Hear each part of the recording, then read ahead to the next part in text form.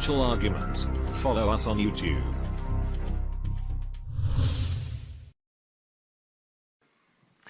All this crap in food is to destabilize the computer electrochemically.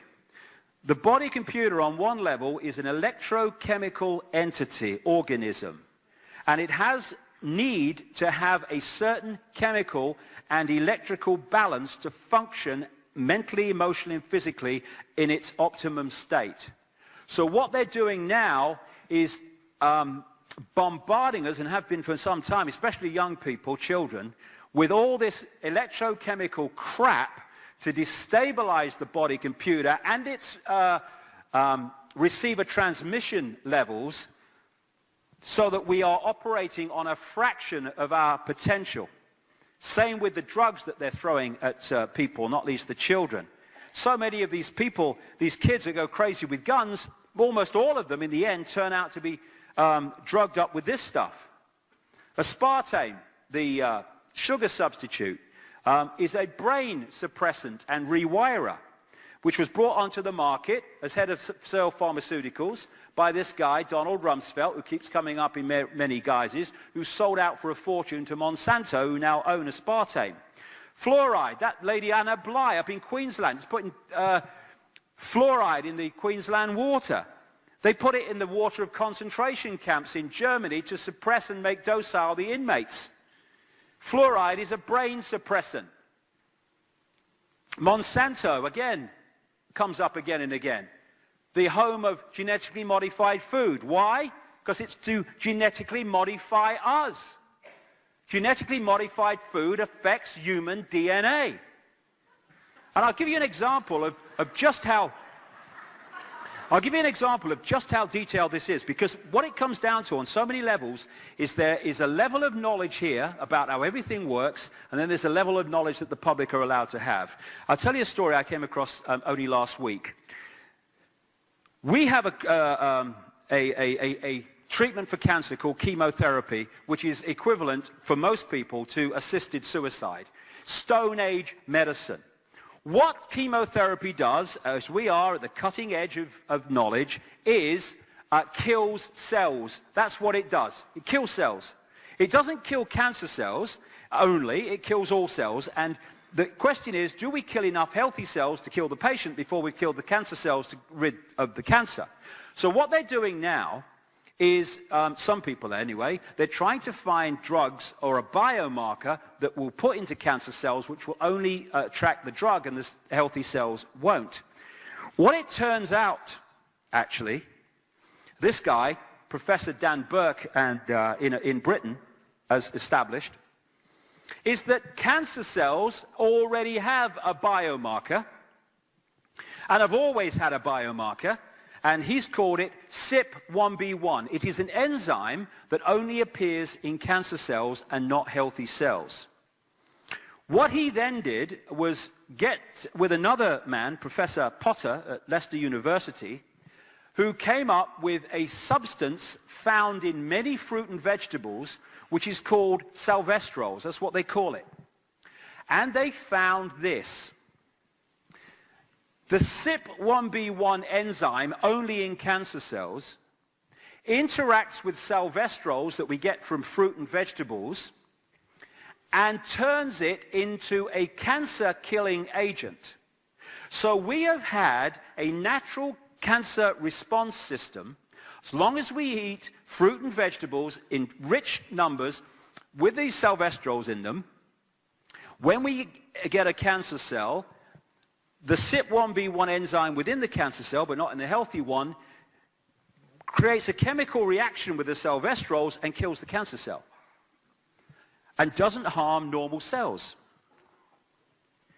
You get salvestrols in those fruit and vegetables that are subject to fungal attack, because the salvestrols are what the fruit and vegetables produce to deal with a fungus attack. And the reason salvestrols work against cancer, because we're going to find out, and it's going to be established eventually, cancer is actually a form of fungal attack on the body.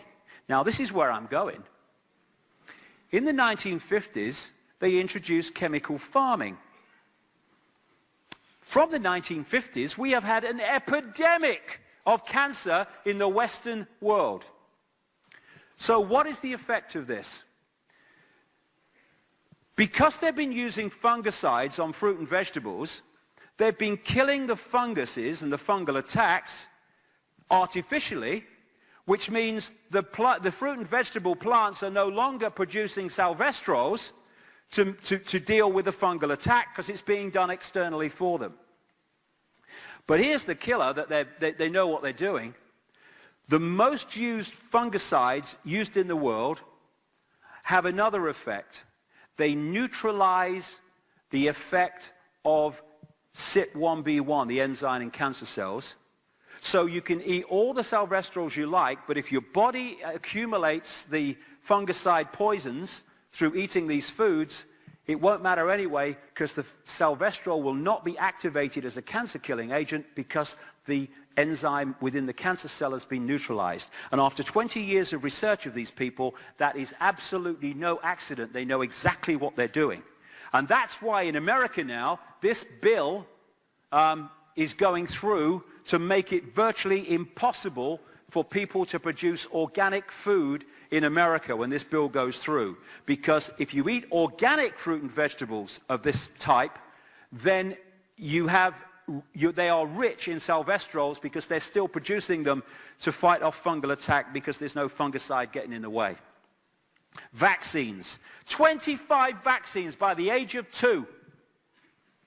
An emerging, growing immune system gets attacked with that shite in that period of time, and we think that children are going to grow into adults with immune systems that are as effective as they could be. You're having a bloody laugh. And these things that vaccines were supposed to get rid of were in free fall before the vaccines came in. Another scam. And of course, the immune system is the antivirus system. If that's not working, we become open to endless other attacks, which is what chemotherapy does in cancer treatment. It kills the cells in the immune system, which is why people that have chemotherapy have shot immune systems that are open to other things. And so there's also an attack going on now, as we've seen through this organization trying to reduce the doses and the sources of food supplements and stuff. It's all an attack. This guy, Codex Alimentarius, which is trying to create regulations that basically make food supplements and other things a waste of time because of the doses and the quality of them. And Codex Alimentarius came out of the people behind the IG Farben chemical cartel, pharmaceutical cartel that was behind the Auschwitz concentration camps and much more. And this guy, Fritz Tamiya, who was jailed by the Nuremberg trials for 7 years for war crimes and was got out after 4 thanks to Nelson Rockefeller, his friend in America. He was the man with others in the 1960s that set up Codex Alimentarius, which is now trying to destroy our ability to bridge the gap between what we used to get from fruit and vegetables and food and we don't get now. It's mass culling of the population. That's what they're after. And international law, international regulations is the way they're doing it. The reason international law is the code word or term that you see all the time now is because if you want a world government dictatorship, you have to have laws that everyone on the planet obeys and has to obey. That's where your dictatorship comes from. And that's why international law, international regulations are coming up everywhere. Same with this electromagnetic soup that we live in now. It's attacking the body electromagnetically and electrically to stop us operating on the level that we can.